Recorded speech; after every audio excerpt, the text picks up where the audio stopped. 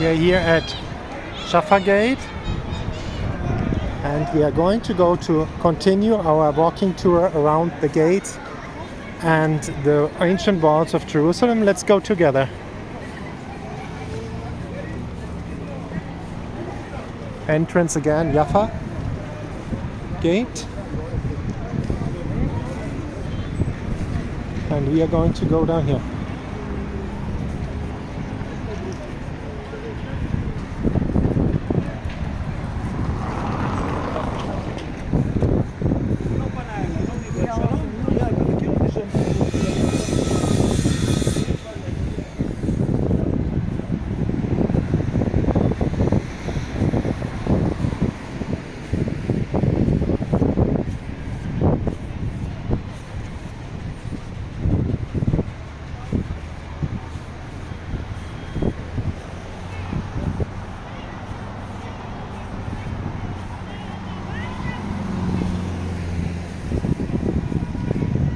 On this side you have King David Hotel.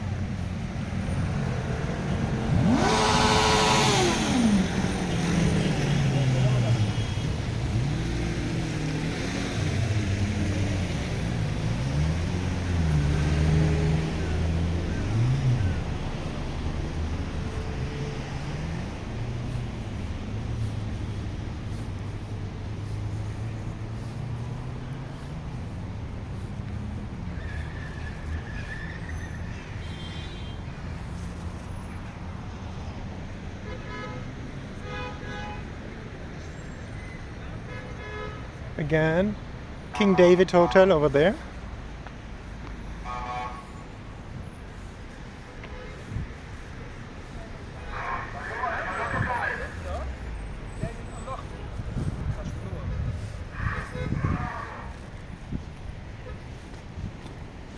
That's another interesting thing. You see over there in the van,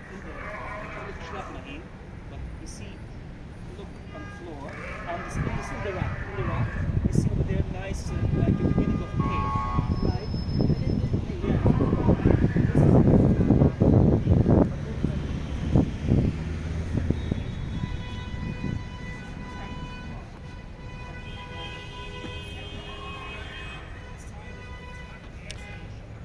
Here you can see the periods of the city on the sections of the wall.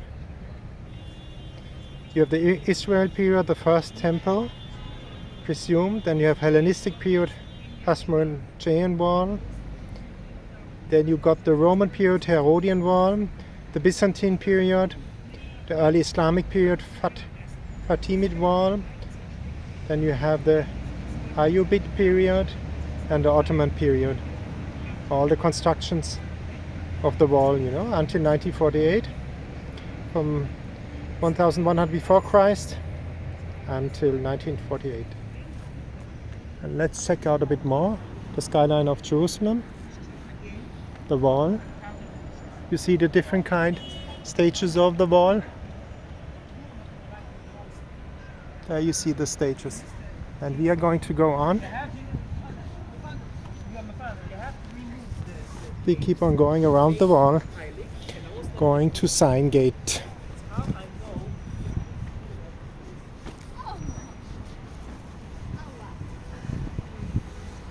And you see on this, at the stones, you see the different periods building up.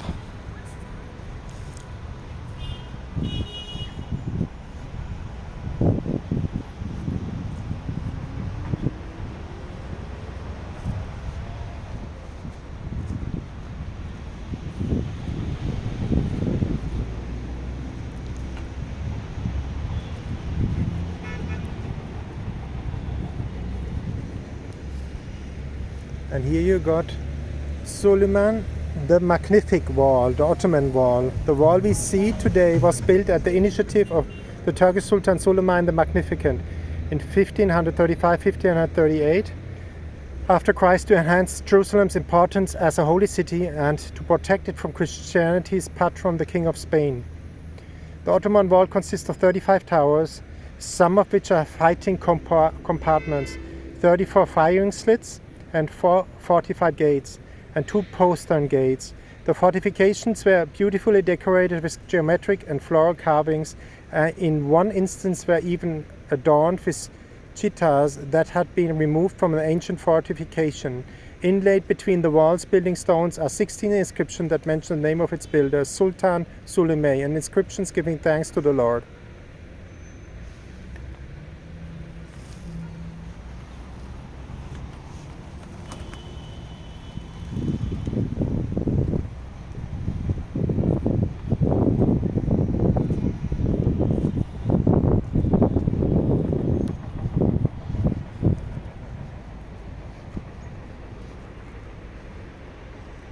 And we are going direction Mount Zion, the Jaffa Gate on the other side, we left from it, and the city center. Let's go further on.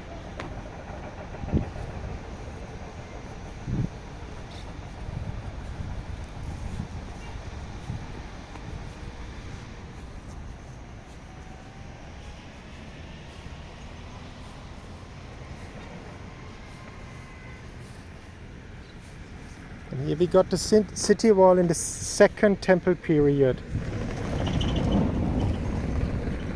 The eastern ridge, which included the Temple Mount and the city of David, and the western ridge where the upper city was built. A segment of the wall in front of us, there you go,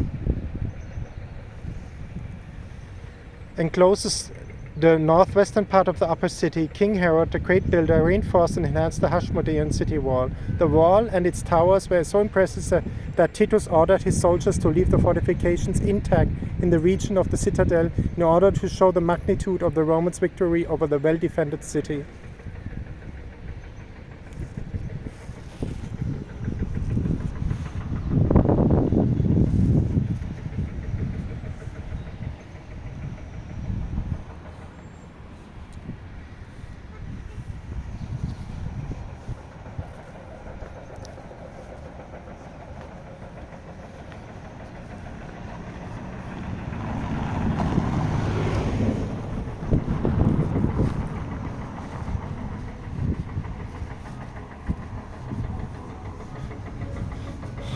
So let's go on and see what's going on at the other information plate here now. Let's go fast. Here we are at the guard tower, which is this one here. And we have like this tower, which was destroyed and rebuilt several times in the Middle Ages, reflects the changes in the government Jerusalem underwent at this time. In 1099 after Christ, the Crusaders conquered the city from the Muslim rulers and renovated the city wall and its destroyed towers. Nevertheless, in October 1187, the Crusaders surrendered Jerusalem to Saladin, founder of the Muslim Ayyubid dynasty. Fearing further crusades, Saladin's nephew al-Malak al-Mu'tam reinforced the fortification in 1212 after Christ and commemorated his work in an inscription set that into the wall. 7 years later, he ordered the destruction of the wall lest the Crusaders conquer the city and entrenched themselves therein. Thus, Jerusalem remained an unwalled city until the Ottoman period.